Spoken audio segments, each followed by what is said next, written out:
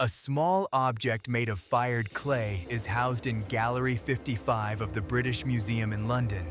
This artifact, catalogue number ME90996, was discovered during excavations of the ancient city of Nineveh. The figurine, about 5.5 inches tall, depicts a humanoid creature tightly wrapped in a fish skin. The fish's head serves as a sort of hood, and the scaly body drapes downward like a heavy protective cloak. You can clearly see every line on the clay left by an ancient craftsman's tool thousands of years ago. One question arises as you examine this physical form in detail. Why is the anatomy of this costume rendered with such frightening functional precision? Official catalogs identify this object as a representation of one of the Apkallus. According to Sumerian texts, these were 7 beings who emerged from the water to impart the basic foundations of civilization to humanity. They were not considered gods in the traditional sense, nor were they ordinary humans, occupying a distinct niche as advisors to early rulers. These figures brought people knowledge of architecture, legal norms, mathematical calculations, and the principles of agriculture. The texts assert that before their arrival, humanity did not know how to build cities and did not understand the principles of geometry. These texts list specific materials, exact dimensions, and a strict sequence of construction operations. Sumerian scribes documented the transfer of knowledge as if they were copying blueprints and operating manuals. For example, when describing the foundation of temples, they mention precise mathematical proportions that people received from Apkallu. Modern engineers easily recognize in these formulations the design standards used in the construction of complex structures. This makes one wonder exactly what kind of information these 7 beings actually shared. To grasp the scale of this story, we must look at the physical remains of the city of Eridu. Today, this site is a massive mound of sand and rubble located about 19 miles southwest of ancient Ur. The archaeological layers of this settlement extend deep underground, reaching back to a time when the Persian Gulf was much closer. Excavations have uncovered numerous levels of ancient temples, each built atop the ruins of the previous structure. But the lowest, earliest levels of this monumental complex remain hidden beneath thousands of pounds of dense soil. It is there, in those undiscovered lower layers, that the starting point of our entire human civilization lies. According to the texts, it was there that the very physical chamber of Abzu was located, from which the first Apkallu emerged. We are not dealing with an abstract fairy tale, but with a specific geographical landmark that can be measured in feet and miles. The ancient scribes left us the exact coordinates of the place where the first contact occurred between humanity and those who brought it science. The problem is that we have never quite reached the bottom of this archaeological mystery.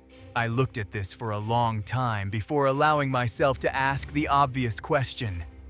If this is merely mythological symbolism, why is it presented in the form of strict construction specifications and precise geographical coordinates? We must view this data not as a collection of ancient tales, but as a set of facts left for future generations. Every tablet and every brick in the foundation of Eridu carries information that was meticulously documented by eyewitnesses to those events.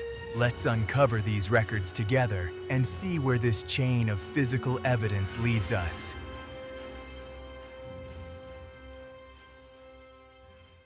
Modern academic scholarship offers a clear and rational interpretation of the stories about Apkallu.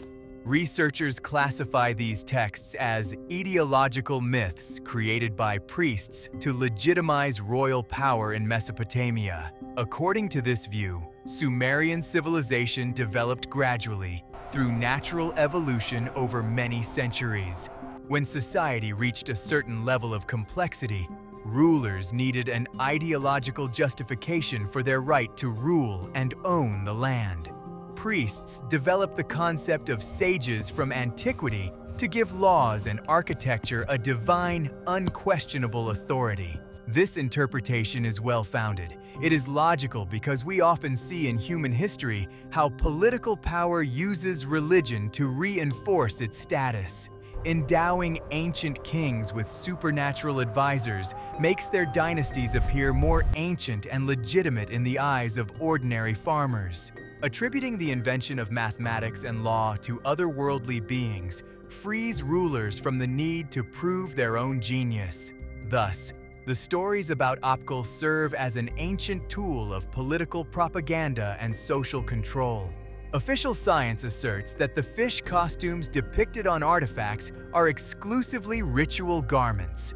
Scholars suggest that the actual priests of the temple of the god Enki donned carp skins during water ceremonies.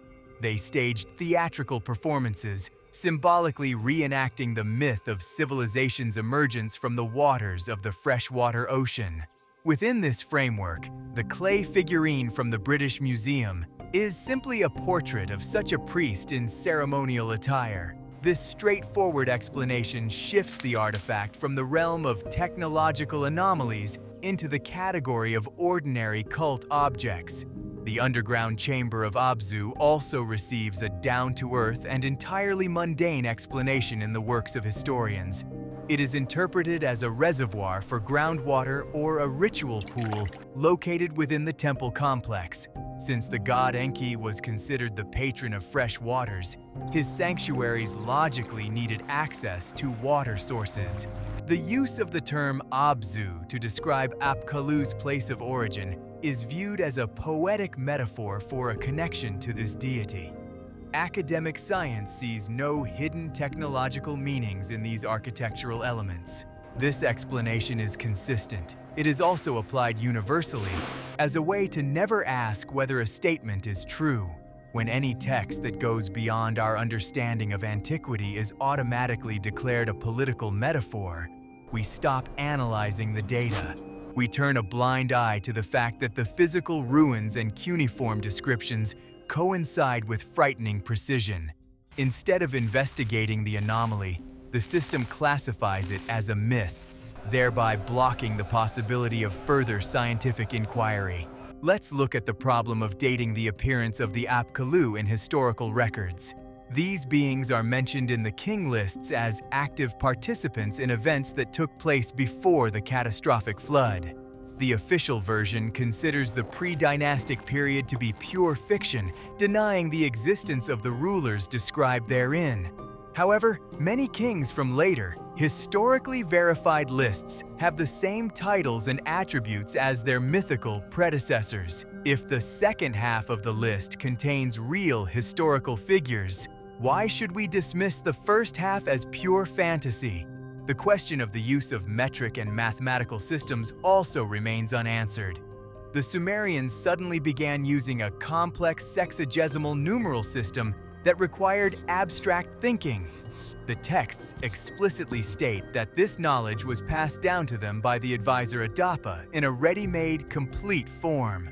You begin to realize that the accepted theory requires us to ignore too many physical details. It asks us to turn a blind eye to construction standards, sudden technological leaps, and the precise terminology of ancient engineers.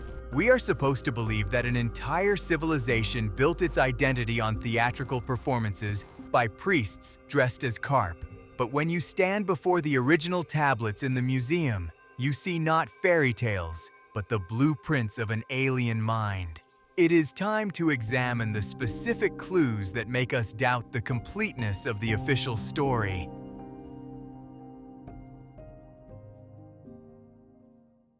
In the storerooms of the Louvre Museum in Paris lies an important fragment of Sumerian architectural records. It is the Gudea clay cylinder, discovered during French excavations in the ancient city of Girsu in 1877. Its surface is carved with minute cuneiform symbols describing the reconstruction process of the city's main sanctuary. This cylinder weighs several pounds and contains a text detailing the construction of the temple's foundations. You can see how the lines of text encircle the clay, forming an endless stream of construction documentation. Conventional scholarship suggests that this text is a hymn celebrating the laying of a new religious monument. Researchers believe that the ruler Gudea ordered this text to be recorded to immortalize his piety before the gods. The description of the underground waters and chambers beneath the temple is interpreted as a standard theological formula of the time. Scholars suggest that the ancient builders simply dug a symbolic well to connect the building with the domain of the god Enki. The academic community sees no engineering secrets or anomalous technologies in this process. This position is logical, since ancient rulers did indeed love to leave grandiose accounts of their construction projects. But it does not account for the specificity of the terms used to describe the physical layout of this underground area. The text does not speak of digging an ordinary well or creating a simple earthen depression for water. It uses terms that describe the installation of waterproof partitions and the laying of insulating layers of bitumen. These processes require a sophisticated understanding of waterproofing and soil pressure, which goes beyond the scope of a symbolic ritual. Recall Adapa, the first of the Apkallus, who, according to the texts, emerged from precisely such an underground chamber in Eridu. If the chamber at Girsu was built as a functional replica of the original Abzu, we get an interesting picture. These underground structures were designed to retain water and maintain a specific internal environment. Water tightness, bitumen insulation, and copper fastenings indicate the need to control pressure and humidity. This sounds less like a description of an altar and more like the design of an airlock or an isolated habitable module. We must ask ourselves where Gudea obtained the blueprints for this complex hydraulic structure. In the text of the cylinder itself, the ruler explicitly states that the construction plan was revealed to him in a dream. However, the specifications he describes contain precise mathematical proportions and instructions for mixing bitumen. It is impossible to gain knowledge of the properties of waterproof materials and load calculations through mystical insight. This knowledge must have been derived from an older, actually existing technical archive. You can see how the myth begins to take on a tangible form when we analyze it through the lens of engineering. The underground chamber ceases to be a dwelling place for imaginary spirits and becomes a real physical object. Its construction requires precise calculations, expensive materials, and an understanding of the laws of hydraulics. This is a documented fact, recorded on a clay cylinder that you can touch with your own hands in a Paris museum. But this is only the first piece of a vast puzzle left to us by the beings who brought civilization.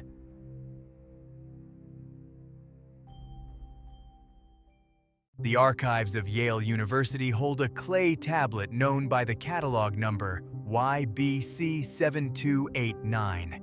It was created in southern Mesopotamia about 4,000 years ago and is a disc the size of a palm. Its surface depicts a square with intersecting diagonals and several rows of cuneiform numbers. This artifact weighs less than a pound, but the information carved into it overturns our understanding of the history of mathematics. You are holding an ancient document that contains incredibly precise geometric calculations. Mainstream science claims that this is simply a textbook used by a Babylonian student studying geometry. Historians of mathematics say that ancient scribes discovered methods for calculating the length of a square's diagonal through trial and error. They suggest that through a process of trial and error, people gradually accumulated empirical knowledge about the proportions of shapes. According to this version, the tablet demonstrates a natural peak in the development of the Mesopotamian educational system. It was an ordinary school draft that happened to survive in the ruins of an ancient academy. Where did ancient students get the algorithm that allowed them to calculate irrational numbers with such frightening precision? Sumerian historical records provide a completely unambiguous and direct answer to this, requiring no interpretation. They state that the principles of measurement, geometry, and mathematical formulas were bestowed upon the people by Apkallu. Adapa and his 6 companions brought this knowledge as a ready-made, fully functional intellectual tool. People did not have to derive these constants over millennia. They received them in the form of ready-made specifications. This explains why the archaeological record lacks traces of the primitive stages of development of this complex mathematics. We do not find tablets with erroneous calculations of the square root or attempts to find it by brute force. The complex sexagesimal system appears in the history of Mesopotamia suddenly as an already perfected and complete product. It includes an understanding of positional notation, which is a huge leap in abstract thinking. This leap occurred at the very time when, according to the texts, Apkallu began teaching the inhabitants of Eridu. Tablet YBC 7289 proves that the ancient builders possessed a mathematical apparatus equivalent to our own. They could calculate areas, volumes, and diagonals with sufficient precision for space engineering. And they did so using a numeral system that we still use today to measure time and angles. Every time we divide an hour into 60 minutes, we are using the very same mathematics brought by the 7 beings. It is a legacy deeply woven into our daily lives, even though we have long forgotten its source. Mathematics is the universal language of the universe, immune to distortion when translated from one dialect to another. When we read the numbers on tablet YBC 7289, we are communicating directly with the mind that designed it. We see that the technical specifications conveyed to Apkallu were not abstract magic, but a rigorous scientific discipline. This knowledge was embodied in the architecture of the first cities, whose proportions astound modern civil engineers. But to grasp the scale of this architectural revolution, we must turn to texts found in another ancient city.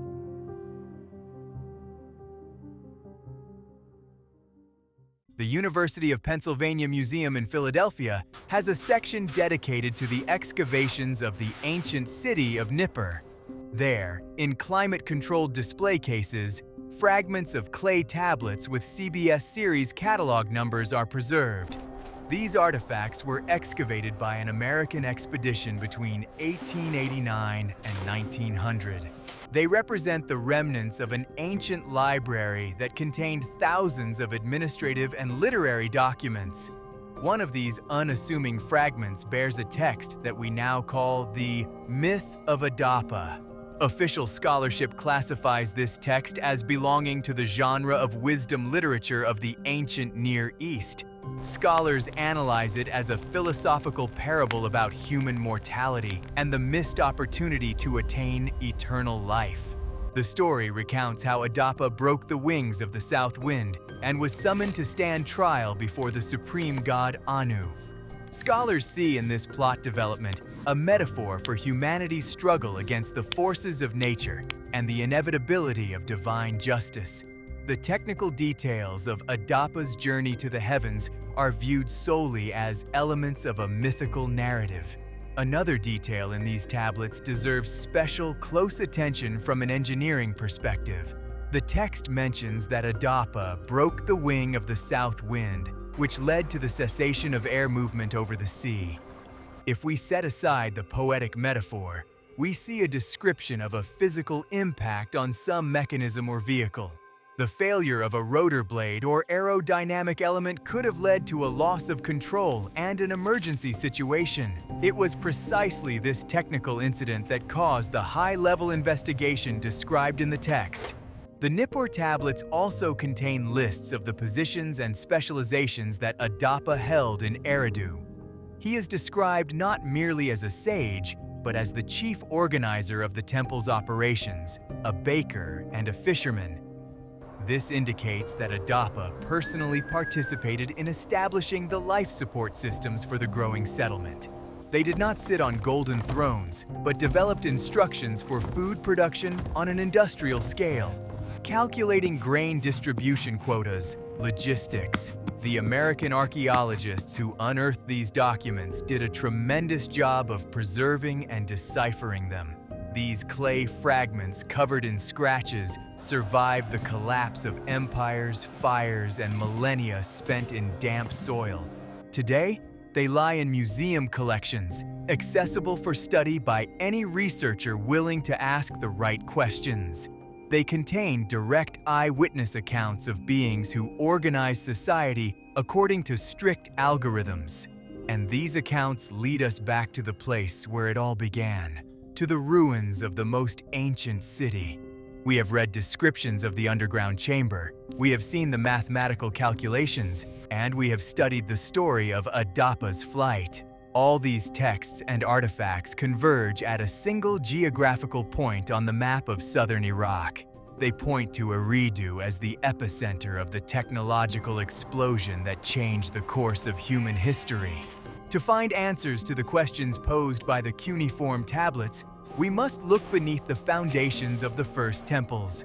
We must turn to the results of physical excavations and see what the unexcavated archaeological layers conceal.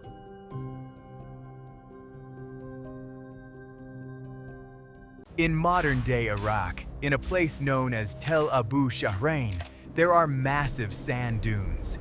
These are the ruins of Eridu, the city that the Sumerians considered the first settlement on the planet, sent down from the heavens. British archaeologists began the first cautious excavations of this site as early as the mid-19th century. They discovered a massive ziggurat built from millions of fired bricks held together with bitumen mortar. This colossal structure towers over the desert, concealing beneath it the layered structure of even older temples. Mainstream scholarship asserts that excavations by the Iraqi Department of Antiquities in the 1940s provided a complete picture of the city's development. Archaeologists identified 18 distinct levels of temple structures dating back deep into the prehistoric Ubaid period. They concluded that the city evolved from a small reed hut into a gigantic ziggurat. Each new generation of builders simply demolished the old temple and erected a new one, slightly larger, in its place. Researchers believe that the lowest 16th level represents the earliest human settlement in this region. This view is logical because the stratigraphy of the layers does indeed show a sequential increase in the size of the architectural forms. However, it does not account for the physical scale of the original foundation, hidden beneath layers of sand and stone weighing many tons. Fuad Safar's excavations stopped at the water table, failing to reach the bedrock on which the foundation rests. Ground-penetrating radar shows structural anomalies at a depth of several dozen feet below the first temple. We see only the tip of the architectural iceberg, while the most important fundamental part remains undiscovered. This means that the starting point of human civilization is physically blocked from us by a layer of groundwater and sand. We have drawn conclusions about the evolution of culture based solely on the upper floors of the building without examining its basement. And it is precisely in this basement, according to all available cuneiform sources, that the control center of Apkallu was located. That is where the very airtight chamber, secured with copper anchors, must be located, the one described by King Gudea. Until we excavate these lower layers, our picture of early Mesopotamian history will remain fundamentally incomplete. You must imagine the scale of this ancient engineering project to appreciate its significance. The weight of the ziggurat and all the temples built above the hypothetical Abzu exceeds hundreds of thousands of tons in American units. The pressure this mass exerts on the lower layers of soil is colossal and requires an incredibly strong foundation. If the Abzu chamber is still there, beneath the thickness of the mud bricks, it must have a monolithic, incredibly strong structure. The ancient texts did not lie when they described the specifications of the waterproof layers of bitumen and the massive foundation blocks. You can see how archaeological limitations shape our understanding of history. cutting out inconvenient questions.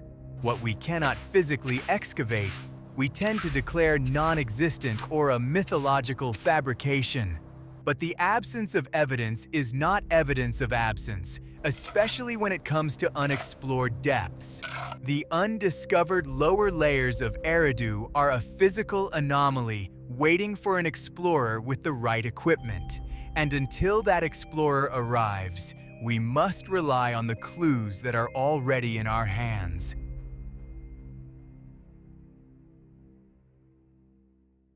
Let's assemble all the pieces of this enormous puzzle into a single, coherent picture of the facts. We will not speculate about aliens from space or the magic of ancient priests. We will look only at the data. Before us are physical artifacts, texts with accurate translations, and specific geographic locations on the map of Iraq.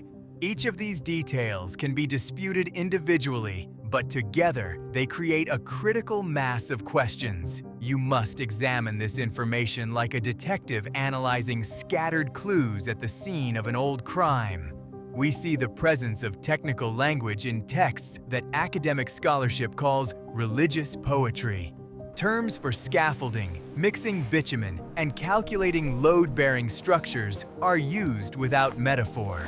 Sumerian scribes did not invent fairy tales. They copied specifications whose meaning was incomprehensible to them. They preserved the format of operating instructions, transforming them into sacred mantras to be memorized. This is a documented fact of the transmission of complex information across generations amid the degradation of general knowledge. We see the sudden emergence of complex mathematics and geometry without any archaeological traces of their gradual development. The sexagesimal numeral system descended upon Mesopotamia as a ready-made tool for designing complex forms. There are no transitional tablets showing how Bronze Age people attempted to calculate the diagonals of squares using sticks. The knowledge was provided in a finished form, accurate to 6 decimal places, which requires an abstract algorithm. And the Sumerians themselves honestly admitted that they did not invent this, but received it from Adapa and his companions. The Apkallu were not gods demanding blind worship, nor were they mythical heroes from bedtime stories. They were engineers, architects, and administrators who laid the groundwork for the functioning of the first society. They brought standards for construction, waterproofing, resource management, and laws governing social relations.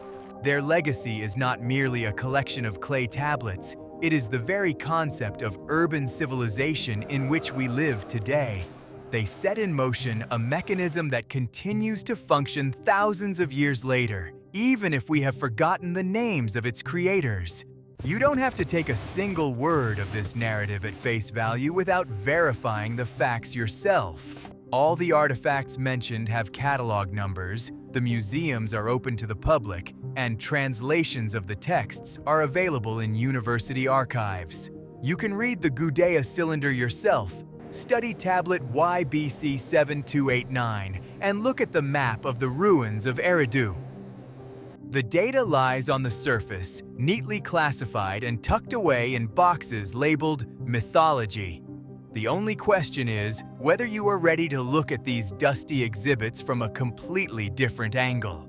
This escalation of facts leads us to the inevitable conclusion that our history contains a gaping hole. We have built a grand edifice of academic science while ignoring the specifications of the foundation upon which it stands. But the foundation hasn't gone anywhere. It still lies deep underground, 19 miles southwest of ancient Ur. And until this gap is filled with the results of actual excavations, the question of civilization's origins remains open. We need to return to the very subject with which we began this investigation in order to come full circle.